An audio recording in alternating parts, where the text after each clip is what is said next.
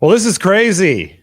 Liam Cohn, remember we were talking about how he was not going to be interviewing for Jacksonville's head coaching job anymore, and that meant that Robert Saleh was the favorite to land in Jacksonville and probably not with the 49ers for the defensive coordinator spot. Liam Cohn ghosted Tampa Bay today, the team everybody thought he was going back to, and apparently flew back to Jacksonville to meet with their owner, Shad Khan, and it appears that Liam Cohn is again the favorite for Jacksonville's job, which by extension means that Robert Saleh might be available to take the 49ers defensive coordinator job. And it all only happened, apparently, allegedly, because Trent Baalke got fired, the former 49ers GM. This is all a lot to unpack, so I had to bring in the expert. I had to bring in the big guns today. Brad Graham at the SF Niners joins us for the first time in a couple months. And absolutely nothing to talk about, right, Brad? Always a quiet day on the 49ers blog. You know how it goes in the offseason, Dave, but there's never anything to talk about. But, of course, here we are, and I appreciate being able to link up with you on this stream. Always a great time chatting 49ers with you. And it's crazy how the 49ers world right now is so intertwined with this head coaching search going on with the Jaguars. I mean, you even mentioned it, the throwback to Trent Baalke, the former general manager. And, I think I speak for a lot of fans who kind of hold a certain perception of Trent Baalke, but it seems crystal clear that the rest of the league holds a very similar perception as well. And it's just been a wild 24 hours, right? Because we hear, oh, he's pulling his name out of the job. He's not going to have that second interview. He's going to become one of the highest paid coordinators with the Bucs to remain. And then boom, they fire Baalke. And then he's back into the driver's seat as being the top guy for that head coaching job, which of course has the impact on Robert Saleh. So what a wild, I'm not sure I've really experienced a coaching search like this, like at least covering the 49ers. I mean, we've gone through our fair share of coaching searches, but this one has been an interesting one to land on a DC, which might be their number one choice after all. Especially since it's a coordinator search, right? Normally you wouldn't have this kind of drama, but they're competing with head coaching searches for this coordinator. It's an unusual position because Saleh has interviewed at 3 spots to be a head coach and for the 49ers to be a defensive coordinator. Also, the Raiders previously for Robert Saleh last week, but this one with Jacksonville was going to be a second interview. Raiders and Cowboys and Jacksonville. Apparently, he had the second interview scheduled for tomorrow, for Friday, and he was supposed to fly to Jacksonville today. I'm not sure if that even happened. That's how much limbo we're in right now, because we've just learned that Liam Cohn's been meeting with Jacksonville all day today. So maybe Saleh's still scheduled for tomorrow. Maybe they're going to proceed with that. Or maybe halfway through this show, we're going to learn that Liam Cohn has signed to be the Jacksonville Jaguars head coach, which would theoretically clear the path for Robert Saleh to come to the 49ers to be the defensive coordinator. But before we go down that path, I'm so curious as to how this whole Baalke thing worked out, because the Jags received a lot of criticism, rightfully so, for firing Trent Baalke yesterday, well after they fired the head coach, Doug Peterson, in the middle of this coaching search. So it's obvious from the outside that they saw that Ben Johnson didn't want to come there. He ended up signing with the Bears. Aaron Glenn didn't even want to interview with Jacksonville. And then I think the straw that broke the camel's back was Liam Cohn saying, thanks, but no thanks. I'm just going to go take a coordinator job instead.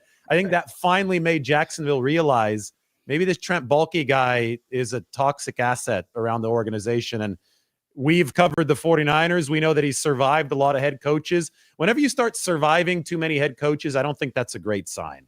And after he survived Doug Peterson, it took a few more weeks. Maybe it took this head coaching search, but I think that Shad Khan and Jacksonville realized the same thing. I think you're absolutely right. And I think you hit the nail right on the head, because is it really an attractive job? Yes, they have the young franchise quarterback in Trevor Lawrence. We know that even though he's had kind of ups and downs to the early portion of his career, he's a high upside quarterback, and he has the potential to be really good. They have Travis Etienne. They have Brian Thomas Jr., just the electric wide receiver on the outside who's just so fast and pairs so well. Evan Ingram, even Strange, the backup tight end, shows a lot of promise. So they have a ton of offensive weapons, and they have a pretty solid foundation to build upon. But when you're looking at the general manager and he's kind of rotating through coaches, we all kind of understand the writing on the wall, right? Is because eventually ownership will look at that general manager and be like, it might be time just for a clean sweep. Let's get a new general manager and a new head coach. And so to be able to be tied to a general manager like Trent Baalke, it's kind of like walking on eggshells a little bit, because the fact that Trent Baalke was already on thin ice with ownership, and if you come in and you have, let's say, a bad year in your first season as a head coach, we know it's what have you done for me lately type of league, right? The NFL stands for not for long. And they could just easily make a switch to be able to get a general manager, head coach paired together to take over. So I think it's the smart move. I think they needed to do it right away. I think that would have been the smartest move, was right after the season ends, just clean house and start the search from scratch. And who knows what they would have wound up with. But it still sounds like the Jags will end up with one of their top targets. And it's a pretty cool little setup. I mean, it'll be interesting to see who the general manager is, if it remains to be their interim GM who has 49ers ties. But I think at minimum, it's a clean slate now for the new head coach. So I think it completely changes the perception of the job. And you kind of now feel like, all right, maybe we have a little bit more security to be able to do what we want, have our bumps and bruises in that first year in order to build something. So moving on from Trent Baalke, I'm curious about, did Liam just say, hey, I'm not going to take this job? Yeah, you want to know exactly how it went down. Did he say that, or did Jacksonville finally develop some self-awareness after Ben Johnson, Aaron Glenn, and Liam Cohn all effectively turned them down? Whichever way they got to that conclusion is good for their franchise. And I think you have an awesome point in that the head coach and GM, for success, or the probability of success to be maximized, need to be hired together. That's what the 49ers were able to do back in 2017 when they finally hit the reset button from Trent Baalke, right? Baalke survived Harbaugh, Jim Tomsula, and then Chip Kelly came in, and then they fired both of them. And that was a good decision from Jed York. He said, I need to blow this whole thing up. I need to start fresh. You are asking for a power struggle if the head coach and the GM are not interconnected from the very start. We saw with Rand Carthon coming over to the Tennessee Titans. Mike Vrabel was already there. Vrabel lasted one more year. They fire Vrabel. They bring in Brian Callahan, and then after the second year, they fire Rand Carthon. Why? Because there was a power struggle at the very top. So you are just planting the seeds for a power struggle if you do not start this with the head coach and the GM on the same page. You have organizational unity. And Jacksonville, it took them the interview process to figure it out, but they will have organizational unity. Now, one more really fascinating twist here is that Ethan Waugh is the interim GM. And that is somebody who was in the 49ers building for almost 2 decades in the scouting department. He actually bridged the Trent Baalke era and the John Lynch era. So the minute that he became the interim GM yesterday, and we didn't know about Liam Cohen coming back to Jacksonville yet, we figured, he's overlapped with Robert Saleh, so there might be a higher chance now of Robert Saleh taking the Jacksonville job. But we also have to say, now that we have more information, that it probably was Ethan Waugh working to bring Liam Cohen back into the interview mix for the Jags. So it's all really interesting. And now we've got another update. This is coming from Diana Rossini, that Robert Saleh never left New Jersey for Jacksonville. He was planning on flying into Jacksonville for the interview, but the plans are fluid. And now Jordan Schultz reports that Robert Saleh just landed in Jacksonville for what was supposed to be an interview tomorrow with the Jags. So wait, they're conflicting reports. I'm Mike is seeing Mike Silver saying that Robert Saleh did not, in fact, fly to Jacksonville today. So and that's interesting. what Diana Rossini was saying as Right. well. Right. Yeah, here's Mike's tweet. I'm opening it up right now. Okay. So Mike Silver. So this situation is so wild that we're getting conflicting reports on whether or not Robert Saleh flew down to Jacksonville today. Diana Rossini and Mike Silver both say that he did not. Schultz said that he did, but has landed and doesn't know what to do. It just gives you an idea of how much of a mess this all is right now. Either way, I think overall the 49ers' chances of landing Robert Saleh are much higher in our estimation right now than they were about 90 minutes ago. Absolutely. I know 49er fans, with chatting with them all throughout the day and for the last 24 hours or so, it was looking pretty bleak there, because I know you saw your colleague Tim Kawakami from the SF Standard put out that little nugget about how there was some potential conversations going on internally about maybe Pete Carroll and maybe having to look for plan B, C, and D outside of maybe Brandon Staley. But everything seems to be aligning with Robert Saleh not being the head coach for the Jacksonville Jaguars. So very, very interesting, because you do have Silver and Rossini both reporting very, very similar things. And I know they've been super plugged in on a lot of this stuff regarding breaking some of the news with the coaching moves. So, I mean, what they're reporting is absolutely in line with everything that we're seeing happening. And I'm sure it at least would make sense to me from a professional standpoint if the Jacksonville Jaguars have known throughout the majority of today that Liam Cohen was the guy that they were after and they were making some movement. It would make sense to probably professional courtesy, like, it looks like we're going to get our guy. So maybe you don't need to add, the flight miles to get down over here to Jacksonville. So we'll see how it goes, but it's definitely trending in the 49ers direction in regards to getting Saleh as the next DC. We have some more context. This is from Rob Stroud, who covers the Bucks. He's got a little bit more detail on the whole Liam Cohen ghosting situation. He tweets, to be clear, the Liam Cohen contacted head coach Todd Bowles of Tampa Bay around 5 p.m. Thursday. I'm guessing that's Eastern time. He said he had been with one of his kids who had taken ill at a doctor's office. He mentioned the Jaguars situation only briefly, saying he wanted to look back into it.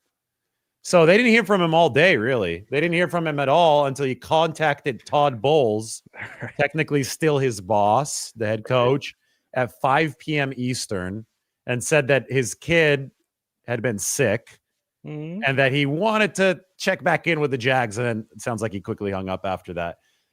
It doesn't sound like, according to these tweets, it doesn't sound like there was really full transparency here from Liam Cohen. But this is a man with leverage. The Bucks want him, and it appears that the Jags want him. And could he have been more transparent? I guess, but I get it. He's getting tugged in different directions, and then now he realizes it's all under the national magnifying glass, but whether or not his kid was in the doctor's office or whatever. I mean, this is where's your doctor's note like this. This is crazy. But it's super entertaining, right? Like we were kind of talking offline about this. There's always something to keep us going in the off season. And with this whole situation playing out, I mean, at the end of the day, it just seems like it's headed towards where the 49ers wanted it to go. So it's a great spot. And I think one of the biggest things that I'm most excited about the potential return of Robert Saleh is, I think, with the last 2 years of DCs, whether it was Steve Wilkes or whether it was Sorensen, it just felt like Kyle Shanahan couldn't focus on his side of the football, which is offense. Now, we understand he is a head coach and he is responsible for everything under the umbrella of the San Francisco 49ers from a football perspective. But I do believe that he has had to overextend himself into the defensive side, just how we've seen things be managed. So I think by getting a guy hopefully, of Robert Saleh's caliber back into the building, into a situation where he knows the coaches, he knows the culture, he knows everything that is required to run a Super Bowl caliber defense. It is going to allow, in my opinion, Kyle Shanahan to get back to what he does best and getting into the lab and being able to focus on the offensive side of the football while knowing he's got healthy collaboration on the other side with Robert Saleh. So I think that's one of the more exciting things about this particular development. I know some fans have kind of gone back and forth about it, but I think that's one of the more positive elements of this is that, man, we can separate the responsibilities and get back to having a really competitive, collaborative environment. I'm really looking forward to that. Well, I mean, the proof is in the pudding. The defense, which was the number 2 unit in the league under Saleh in 2019, so they were elite. And I mean, some data even suggests that was a historically good defense. We could talk about that in a bit, but he saw results when he had his guys healthy. And in 2020, even when his guys weren't healthy, that remained the top 10 defense, which I think that earned him the Jets job. Like, they had a lot of talent in 2019. That was impressive. I think Joe Woods on that staff as the DB's coach, and the mixed coverages that the 49ers were able to throw in there really helped. But what Saleh was able to do after Woods left and after Nick Bosa got hurt in 2020, you can't argue with those results. And I think that's put into fuller perspective by 2024, when this defense was also banged up. I don't think it was quite as injured as 2020 because they still had Bosa for most of the year, and it plummeted to the lower 20s. I mean, the bottom fell out for the defense this past year. So I think that appreciation for what Saleh was able to do to hold that defense together in 2020 should have been generated by how much they struggled in 2024. Now, the bigger trend here is that over the past 2 years, they've had a below average run defense, and I would say a bad run defense. But they were number 26 in run EPA in 2023 under Steve Wilkes for the first time really since the start, since 2017, 2018. Even then, they might have been slightly above average, but they were number 26 last year, and they dropped to number 29 under Nick Sorensen. And Brad, you know the game so well. You've got the lineman's background. You watch all the tape, and I think a lot of people on the outside, they look at the pass game and they think if you could pass and if you could stop the pass, everything's fine. But it's not how it works at the core. If you can't run, and then especially on defense, if you can't stop the run, you really can't stop anything consistently. It's at the very core of what you do. So even if Brandon Staley did a good job working with the DBs this year, even if Demo Lenore had a good season, and with pass breakups and with interceptions or whatever, if you can't stop the run consistently, which the 49ers couldn't, the defense is going to crater. And it did this year. So I think whoever the 49ers bring in, and Saleh might be the favorite, I know he's their top choice, they've got to get back to what they were doing when Saleh and DeMeco Ryans were at the top of the defense, and that is stopping the run. I think that's the basis for everything. I think you're 100% right. You hit the nail right on the head. I think we're even seeing that trend kind of come to fruition in the playoffs with teams who can run the ball when they want to run the ball. And even on the inverse, you saw the 49ers offense struggle this year when they wanted to run the ball in the end zone and they couldn't punch it in. And I just think that either, like you had mentioned, being able to run the ball or stop the run is at the foundational element of how you need to build the team. And I think that's why when you look at what the 49ers have been able to do since they took over under Kyle Shanahan and John Lynch is a huge emphasis on the defensive line. And obviously last year they took a huge hit. I know fans have been kind of upset with Javon Hargrave and what he was able to bring to the table, but the 49ers were heading into that year relying on him to be a huge piece on the interior of that defense. And when you lose him, you lose Eric Armstead, and you're running out guys like Jordan Elliott, Evan Anderson, Kalia Davis. And, you know, I do like what Malik Collins was able to do, but I view him more as a kind of a situational pass rusher. Mm-hmm. When you lose that run stuffing 3 tech, man, it really inhibits a lot of things because that means you're not getting those doubles at the point of attack. The guards are free flowing to linebacker, picking off Fred Warner. They're picking off D. Winters, Devondre Campbell when he was here. So it just makes it a challenge for teams when you really got to be able to stop the run. And because we know, David, when you get teams in third and long, it takes them out of their comfort zone. It takes them out of where they want to be, and it really disrupts their rhythm. And that starts with stopping them with the typical run on first down and getting them playing behind the sticks, which conveniently happened to the 49ers offense last year. So if they can reverse both of those things, I think the 49ers get back on track in a hurry. Well, here's a number for you, or a set of numbers for you. In essentially every single season since 2020 up until this past year, the 49ers offense had been top 5 in first down run efficiency. The only time that they weren't prior to this season was over the first half of 2022. That is such a big key for the 49ers, and you'll see why right now. Once Christian McCaffrey showed up in the back half of 2022, they got right back to top 5 in first down run efficiency. The offense turned into the number 1 offense in the league. 49ers pass offense consistently, 2021, 2022, 2023, when that first down run efficiency had been in place, the pass offense was a top 5 pass offense. This past season, they dropped to number 20 in first down run efficiency. And, we'll talk about Brock Purdy if people want us to talk about Brock Purdy, but he still held it together despite the fact that they didn't have the running base of the Shanahan scheme that they normally have. And we could point at several different, reasons why the run fell off. I think the top reason is that the guy that you're counting on to be there, Christian McCaffrey, wasn't available for most of the season. I mean, he fixed the running offense almost single-handedly back in 2022 when he showed up. So that was big. But yeah, you being the line expert that you are, you've talked about it, that there has been a regression in certain parts of the 49ers offensive line. It's kind of interesting to me because it's almost like a game of whack-a-mole that they've been playing over the past couple years.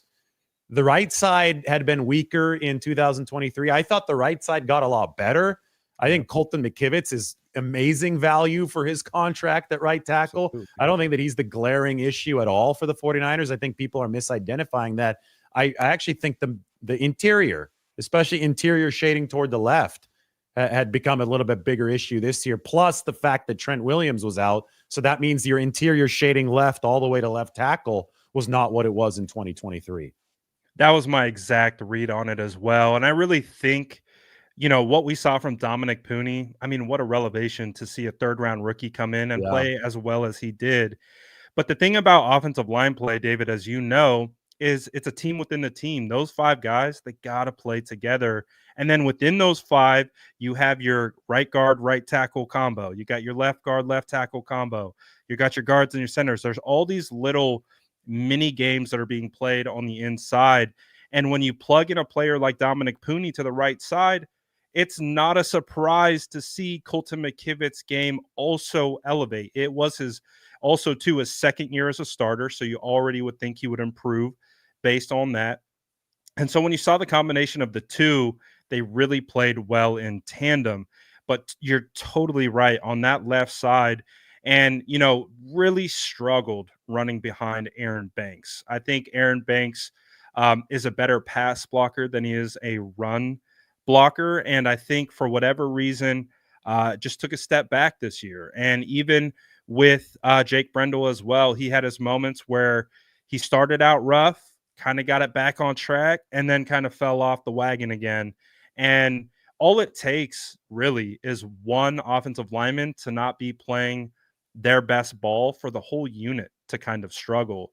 And when you have 2 guys that are kind of inconsistent with kind of the situation that was happening on the outside, with Trent Williams or Jalen Moore coming in, and to Jalen Moore's credit, he played pretty well this year. Yeah. Made himself some money. He did. But yeah, when I look at the biggest issues on the offensive line, I kind of look at that center left guard combo. It's really how it kind of came together. And it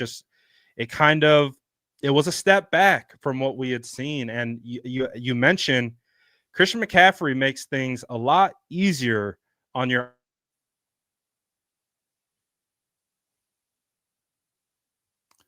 Brad froze up on me there. You there, Brad?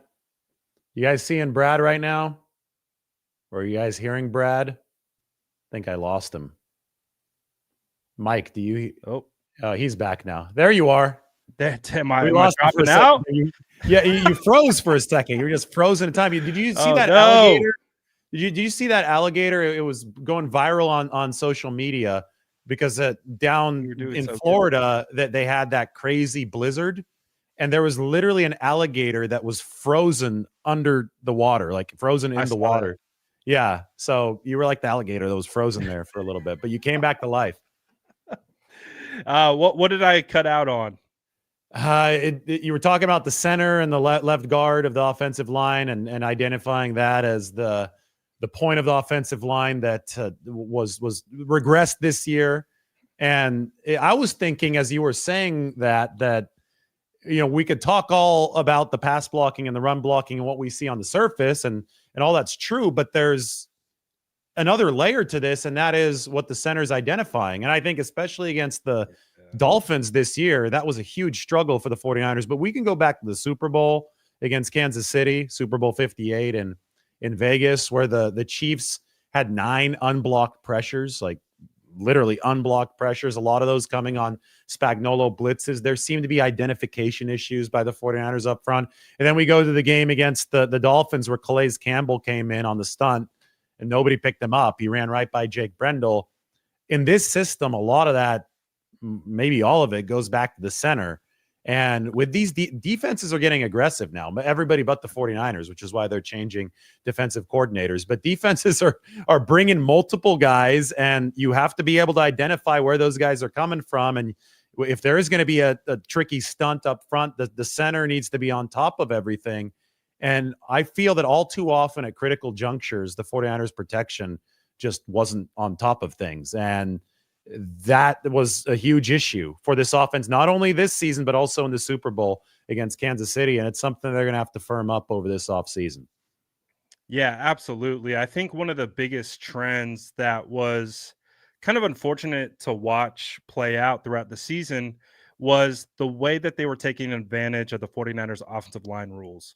They were figuring out how to get the offensive line to get their protection calls sliding left or sliding right, and they would basically just drop out the opposite side and bring numbers on the backside, and they would just get free rushers time and time again. And it really played into the struggles of the 49ers throughout this whole year. And it starts with the center, but I think it's also an adjustment that needs to be made to not keep finding themselves in those particular looks. Because I think one of the staples of the Kyle Shanahan offense is he's always taken advantage of their rules, right? Mm-hmm, That's always been the thing that has made him the mad scientist, the mad genius, all that stuff. And it felt like that flip this year.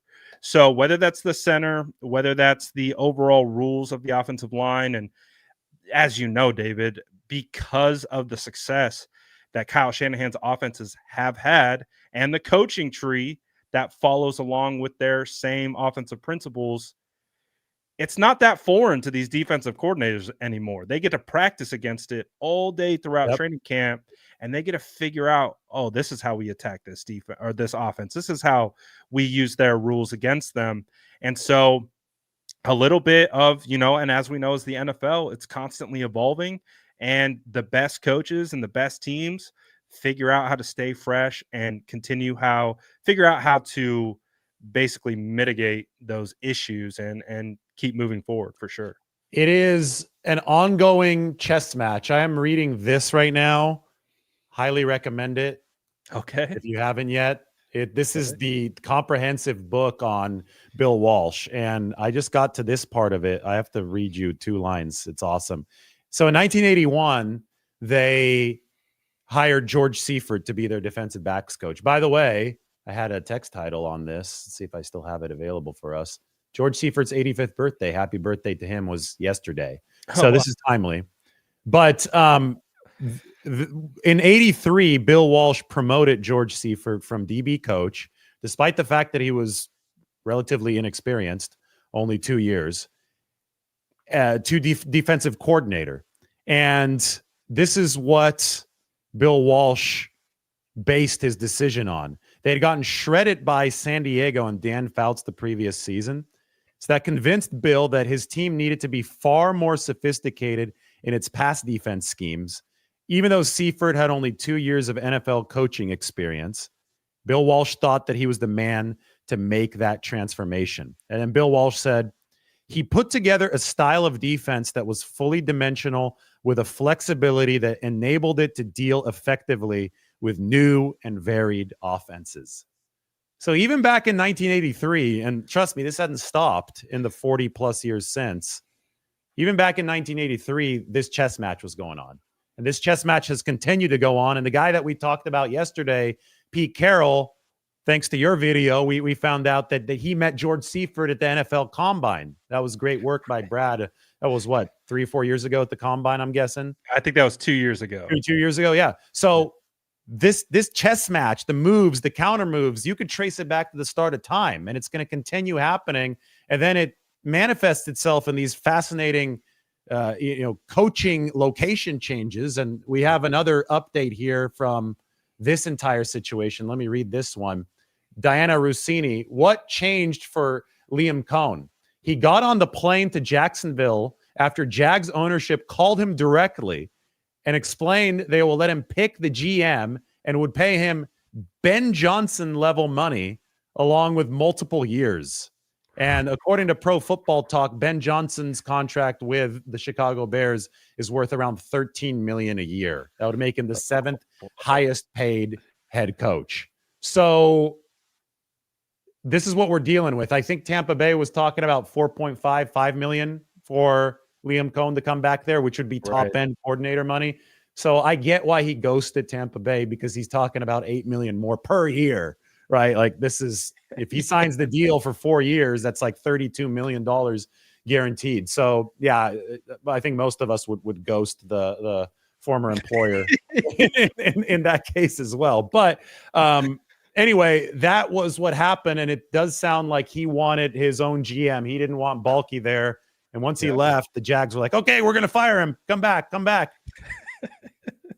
It's just a crazy, crazy situation, man. Every time you think you've seen it all in the NFL, something new happens, something crazy happens. And hey, I get it. You know, the Jacksonville Jaguars, they're desperate to be a winner, and they've been kind of a bottom feeder in the league for a long time. And they just really want to be at the top of relevance. And so they're willing to exhaust all options. I mean, you know, some might call it malpractice, but at the end of the day, you got to tip your cap to Shad Khan. He's doing whatever it takes to get the guy he wants in the building. Will it be a successful move in the end?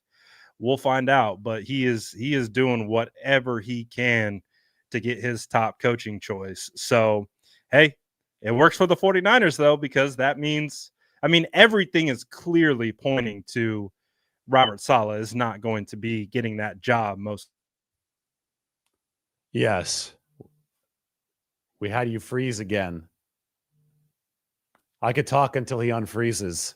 I think the 49ers are very likely to bring Robert Saleh back as you're back. Good. There we go. I was finishing your thought. I said the 49ers are exceedingly likely to bring Robert Saleh back as their defensive coordinator. It's gone as far as Mike Silver just tweeting, I expect the 49ers to rehire Robert Saleh as their defensive coordinator soon. I'm not sure if that's news because we're saying the same exact thing, but worth saying that Mike just tweeted that. You did freeze up there for a second, so I'm not sure how your thought finished, but if I did a good job, you could let me know. You did a great job. I apologize for the McDonald's Wi-Fi over here. It's it's not doing me too well today. It was holding up well for the most of the day, though. Yeah, you've had a lot of news to go through. I mean, we've been talking about so much just in general as people who talk about the 49ers ever since the season ended just a couple weeks ago. It's been, I think we expected it to be relatively busy throughout at least the first 2 weeks, but we didn't expect this level of drama. There have been a lot of twists and turns, and we're not even at the final destination yet. Remember, the 49ers still have to hire a special teams coordinator too. So they've conducted a few interviews. it's been a while now that we've gathered that they're set on Robert Saleh as their top pick. Then there was the drama of this week that made them maybe a little nervous that Robert Saleh wouldn't be available. So we talked about Pete Carroll. But I think all things considered, let's go back to the basics. When Kyle Shanahan and John Lynch spoke at the end of the regular season, they emphasized that adaptability was going to be important for the defensive coordinator. So that's why I brought out the Bill Walsh book talking about George Seifert. They emphasized that experience was going to be important. And I think since then, we've also gathered that energy is going to be important.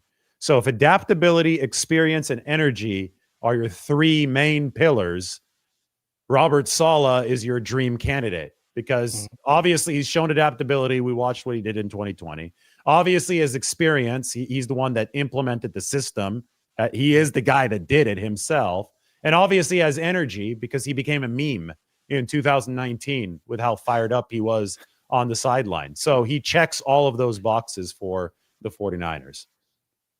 Absolutely. I mean, I just think back, you remember, I think it was kind of like the Robert Saleh era around 2019 where the get back coach was, came to the forefront. And it was because of the Guys like Saleh. energy of Robert Saleh, because he was going onto the field ready to go tackle someone basically. And they have to have a coach to keep bringing them back because they don't want to get a penalty because he gets into the path of the referees. So I think the energy aspect of it is such a huge element, and it's such a welcomed return, hopefully. But man, all the updates that continue to come out, just it seems like it's Robert Saleh gonna be the next DC. Now, obviously, the final dominoes have to fall for it to be official, but that energy is absolutely going to be welcomed in the building, especially after coming off guys like, and you would know this absolutely from speaking to Steve Wilks and Nick Sorensen, very kind of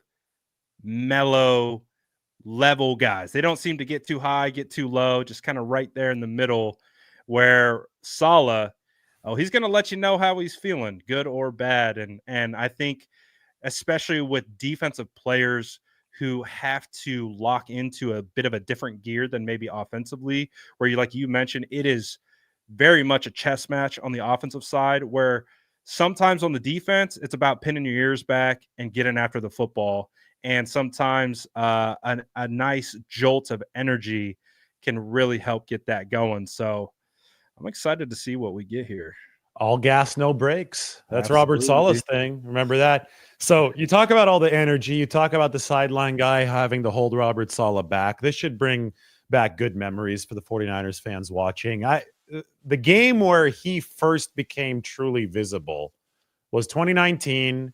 It was week 6. It was at the LA Coliseum against the Rams. The 49ers were undefeated, but everybody said the Rams had been to the Super Bowl the year prior. 49ers were going into the house of the defending NFC champions who had beaten them, I think it was 41-10 or 40-10 the year before, the last time that they had met, they played in week 18, but that or week 17. But when they met during the middle of the regular season in 2018, it was a complete drubbing in favor of the Rams. So the 49ers were this hot team at the start of 2019, but they needed to go down and prove it against the Rams. And it was Saleh's defense that delivered a goal line stand. They stuffed the Rams, might have been Todd Gurley on 4th down at the Coliseum on the road in front of 70 to 80% 49ers fans, but who's counting?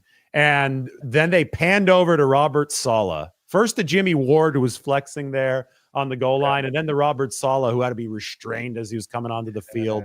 And that was the moment. That was the moment that the 49ers 2019 run was christened, right? That we knew that it was real at that moment. And Robert Saleh was the face of it. So I understand why there's this emotional connection to a coach who was very successful with San Francisco. And it looks right now like they're on track to bring him back as the defensive coordinator. Man, you brought me right back to that moment, and you did such a great job of painting the picture. But yeah, that I remember that like it was yesterday, and that was such a energizing moment for a franchise that was coming off of Trent Baalke's reign. trying to really understand what the future was going to look like with Kyle Shanahan. And, with the down year in 2017, obviously you saw the energy that they brought in that, even in a losing season. You saw how they finished that year, and then you lose Jimmy Garoppolo early on in 2018. And man, 2019 was just such a special year, and man, really led in large part due to that defense led by Robert Saleh. And absolutely, that energy was infectious. And I think the 49ers have been missing it dearly. Absolutely. We got a couple questions here, or it's a super chat. Frequent listener, great show. Thank you. And then here's a question from Corey. Is it possible that we see other changes to the 49ers defensive staff? It's always possible, but if you bring in Robert Saleh, big changes are less likely, because remember, when Saleh left, Chris Kasarik was already there. They worked really well together. I think that it depends on the type of changes that you're talking, big or small. You're almost always going to see some minor changes. And then the big changes depend on who the actual coordinator is. Yeah, no, I agree with you as well. I think one of the big draws for Kyle Shanahan is to be able to maintain the defensive staff, to be able to keep the same structure that they have behind the wide nine and Chris Kosurik. Being able to keep, Johnny Holland and a lot of the other defensive coaches. So that's one of the appeals of Robert Saleh is, he was a part of building that staff. And so it's going to be really nice to be able to see that continuity kind of pick right back up. And I think it would actually be better to be able to keep that staff together that he has experience with and be able to basically just hop right back in and get back to it. So I agree. I don't think it would actually mean that more changes would happen. I probably stick with the majority of what they got. He could bring a couple guys over from the Jets. Of course. Remember, that entire staff got fired. So Ulbrich, who was his defensive coordinator with the Jets, he's already in Atlanta, but there could be some lower level guys. I think that if Ulbrich were still out there and if he weren't getting a defensive coordinator spot, this is something that I floated on Twitter. Danny G floated it on Twitter. He's a great follow. And I retweeted him and was talking about it. Yeah, I love that guy. Don't know who he is, but he's an awesome. No, only know from his profile picture. Yeah, exactly. So anyway, he's like, well, what if Ulbrich doesn't get a DC job and Saleh does come to the 49ers? Does Ulbrich, who's from the South Bay, who played a decade for the 49ers, does he come along? And maybe he's a defensive coordinator in waiting, because it does appear that Saleh is getting a lot of head coaching interest. So maybe he'll be gone after only a year. All possible. What's really interesting, though, is I think the coach in waiting or the coach in development right now on the 49ers staff, this is a longer range plan, might be KJ Wright. And KJ Wright overlapped with Saleh in Seattle, right? Saleh in 2013 on the Pete Carroll staff was there. Now the 49ers have KJ Wright, who everybody's worried about continuity. And it is a worry that you should have, but it's also a problem you would like to have. You would like to have the problem of trying to maintain continuity, because it means that you're doing well and your coaches are getting hired by other places. And so if the 49ers are looking at somebody on the staff right now to be their DeMeco Ryans of the future, because DeMeco rose up the ranks really quick from linebackers coach to defensive coordinator, I think KJ Wright might be that guy. And KJ Wright, I think, would really enjoy working under Robert Saleh, who he played for back in 2013 and won a Super Bowl with in 2013 for the Seattle Seahawks. Yeah, I mean, that's an absolutely phenomenal call right there. It was KJ Wright's first year with the 49ers last year, correct? He was quality. Was he quality control? Quality control, but worked almost exclusively with line. I don't know if they gave him the title of assistant linebackers. They might have at a certain point, but watching him work, he was there with Johnny Holland working with the linebackers. Yeah, I mean, to be able to work under Johnny Holland and then be able to parlay that into working again with Robert Saleh. And 49er fans know KJ Wright well from his playing days, playing against him in Seattle. Yeah, I agree with that. He definitely fits that mold of D'Amico Ryan's up and coming head potential coach that could, who knows where the potential lies for him, whether that's a head coaching job or a coordinator job sometime down the road. But no, that's a good call. He's a young up and coming coach for sure, and that's another good pairing for Robert Saleh in his return. Now, one thing I want to say, I think that diversification is extremely important, regardless of who becomes the defensive coordinator. And I think that the question that we got about the staff leads perfectly into this. But I'll bring back what I talked about earlier. In 2019, for a year, and it was only a year because he was a hot coaching talent, it was Joe Woods came in and it was the 49ers DB coach. And they ran almost exclusively cover 3 in 17 and 18. In 2019, when they brought Joe Woods in, they started running a lot of quarters and disguising it with cover 3. And if you talk to anybody, Richard Sherman taught me a lot about this that year. I remember having a lot of discussions because there was this big debate. Is it just because they got Nick Bosa and Dee Ford? Is that all that changed the 49ers defense? And Right. Sherm was tremendously honest. I mean, he wasn't this egotistical guy that said, no, like this was all the coverage. He said, no, most of it is the pass rush. I'm not doing much different skill wise, but Sherm did tell me that the coverages that they were mixing up that year bought the pass rush, I don't know, the 10th of a second, the 2/10 of a second That's extra. all you need. Yeah, that needed to get to the quarterback. So it was both. It was both, right? And I thought what was really amazing about that locker room is that Richard Sherman, future Hall of Famer, a guy obviously who has a legacy to promote. He didn't get up and say, "Oh no, that the coverage is doing it all." He's like, "No, most of it is the pass rush, but there is this one tweak," and he gave credit to the coaching staff. And it was Joe Woods who was working with Robert Saleh on that coaching staff. And Joe was the defensive coordinator of the Saints, so I think he might actually be available. So maybe they could bring him back and they could recreate what they did in 2019. But even if they don't, my main point is that it's the staff under Saleh and some of these coverage diversifications that are going to happen and some of the scheme adaptations that they're going to have to implement. Those are what actually make this cook. And that's what he's going to have to oversee. And that's what he oversaw so well for the 49ers his first time around. That just gets me excited because I think the last couple years, at least under Wilkes, was where it really stood out to me on film was the marriage between rush and coverage. It didn't feel like the coverage schemes were aiding the rush plan, and they felt disjointed, and it felt like the 49ers were giving up a lot of third downs to opposing offenses, and it just felt like there was a disjointed feel to the entire defense. And I think, we saw what had transpired because of that.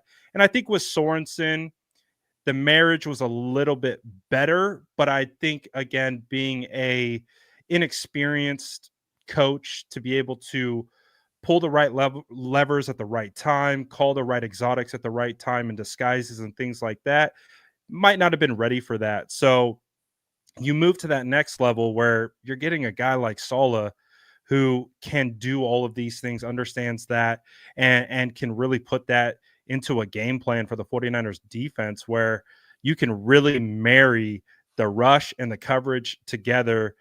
I mean, man, I just think when I think of perfect like marriages between rush and coverage, I think back to those Vic Fangio defenses where you have Ahmad Brooks and Aldon Smith and Justin Smith just creating havoc with that front seven, and Chris Colliver and Terrell Brown and all these other guys being able to play freely and be able to do what they wanted to do. And the marriage of that unit, it was so beautiful to see because those defenses were special. And I think a part of that comes from that marriage. And so that's what I'm really looking forward to with the notion that Saleh is going to be the DC. It's just bringing that symmetry back together, the continuity. And as you mentioned, continuity is important. I talked about with the offensive line, how important that is. It's important across all of these teams. And it's why it's so difficult to maintain in this league, because everyone's churning and burning, churning rosters, churning coaching staffs, churning front offices. And so there's a lot of moving pieces. And when you can stay with familiar pieces, that's a good thing. in my opinion. Like that, like people are like, oh, it's a retread. You're just redoing the same. In my opinion, to be able to maintain that level of continuity, that is a positive because you understand where everyone's at and you can continue to build. And man, the 49ers need that right now on the defensive side. Absolutely. And they need that. They need continuity, again, coupled with adaptability. And the one thing you were talking about, Nick Sorensen, the one thing that was glaring that they didn't do that we talked about other teams doing to the 49ers is blitz. I'm not talking about the elite. I don't want them to blitz like they're Wink Martindale or some, Steve Spagnuolo. Those are guys that blitz almost more than anybody. But they blitzed 1.7% of the time with two or more men. That was the league low by a lot. Spagnuolo blitzed about 8 times that rate with 2 or more men. So you talk about all these exotic pressure packages challenging the rules of these modern offenses. The 49ers weren't bringing them. And Robert Saleh in his first stint with the 49ers didn't blitz a whole lot.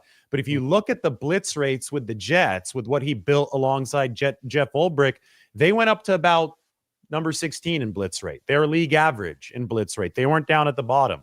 So they evolved with the times. Okay. And that was a top 5 defense for the Jets until Saleh got fired and then it fell off a cliff, which is more evidence that he knows what he's doing, right? So I think that the whole evolution with the game and the chess match requires some aggressiveness these days because we talk about the 49ers offense needing to solve that. Well, their defense better be bringing it against a lot of offenses that have descended from Shanahan's, right? And watching Saleh from afar, I think that he has adapted in that way, and he is the kind of defensive coordinator that can give the 49ers that nudge that it's needed in the blitz department. Well, I'm glad you brought up that metric because, covering the 49ers, I wasn't really familiar with those developments with his defensive staff and all of those things. So that even makes me feel even better about the notion of returning Robert Saleh because I know 49er fans from listening to them, talking with them, and getting their feel for what they've seen. They don't like the vanilla look, right? And we can see that as well when they're just rushing 4, dropping into coverage, running your cover 3 shell schemes. You could take advantage of it, especially when you're not getting home with the rush. So being able to mix up the right looks, the right blitzes at the right times, there's a huge part of playing this position. So I'm excited about that. I'm looking forward to it for sure. The talk is heating up. I mean, it's still in the same. Nothing is official. We've been talking about it since the start of the show. We expect the 49ers to hire Robert Saleh. We talked about Mike Silver's tweet. That is getting out there. People are talking about it in the comments section. It's all based on the Liam Cohn, Robert Saleh dynamic, and Cohn and the Jags appear to be zeroing in on a deal that makes Cohn the 7th highest paid coach or around there in the NFL. Robert Saleh, it sounds like, did not even fly down to Jacksonville for the second interview because Cohn was there instead. So it all got put on hold with Robert Saleh today. Obviously, the day after Trent Baalke was fired. So just wild to wrap our heads around the fact that it was the firing of Trent Baalke that opened the door for the 49ers, potentially. Until this is done, we'll say potentially, but open the door for the 49ers to potentially bring back the prized defensive coordinator, Robert Saleh, who's been at the top of their wish list this offseason. Just crazy stuff. Hey, the 49ers aren't playing on January 23rd, but we're used to 49ers drama at this time of the year. It's not on the field this year. It's off the field this year, but we'll take it because it gives us something to talk about. Absolutely. Always something to talk about with the San Francisco 49ers. And, hey, it was looking bleak there for a second, I know, for a lot of 49er fans. And so I think as we transition back to what it's going to look like, it appears the 49ers are going to get their guy. And I think this win, I think it is, and I'm curious to know what your take is on this, based on how last offseason went. And how there seemingly was a lot of negative momentum throughout the offseason. Do you think there is anything to say for being able to get a win, being able to get your top candidate as a defensive coordinator, building off that energy and building that momentum throughout the offseason. Do you think that means anything to a 49ers maybe front office, coaching staff to be able to feel like they got a W in the offseason before the season even started? I think humans are humans and energy is energy. I absolutely think so. I always look back at the 2017 season, the way the 49ers finished that. I know that 2018 they went 4-12, but they went 4-12 because their quarterback got hurt in week 3 that year. I find that surge to end 2017 to be an indispensable part of their tear in 2019 once they got the gang healthy and back together in 2019. So if they don't finish up 2017 with a winning taste in their mouths, then a lot of the good stuff that happens after has a lot tougher time coming to fruition. We'll put it that way. So in a similar note, I think that building momentum throughout this offseason, getting stuff to, start happening in a good direction for the 49ers is probably really beneficial to this team. Because if you look at last season, it was just a snowball effect of bad things happening. And then it follows you onto the field. Even if it starts off the field, it follows you onto the field. So you definitely want stuff to work in your favor. I think people can relate in their own lives. It's not just football. It's in life. It seems when it rains, it pours, but when the sun is shining, it shines brighter and brighter. And that's momentum. That's life. And I think that applies to football as well. I think that's very well said. And I think it has 49er fans feeling good about where we're at, feeling like the 49ers are going to get Robert Saleh as our DC. So, man, coming away with their number one target feels nice. Awesome, man. Well, I know that we got stuff to do. You're probably going to go want to react to this in case it does happen here tonight. Maybe it will, maybe it won't. It's expected to happen right now. Of course. So we started this show with all the drama and we end it with the 49ers expected to hire Robert Saleh. I think that's a perfect arc. Bring it full circle. It's been fun, man. I always enjoy doing these. I know that once every couple months we're able to line the schedules up. So hopefully we can hop on another one soon. Definitely. Always great to hop on, talk with you, David, and talk ball. And I'm sure we'll be crossing paths here pretty shortly. But thank you for having me on, man. And it's always a pleasure. All right, man. Thanks, Brad. Everybody go check him out. Brad at the SF Niners, or that's his personal account that's listed there, at Graham SFN, which stands for SF Niners. So great work as always by Brad. Thank you for joining me, man. And we will talk to you soon. See you later.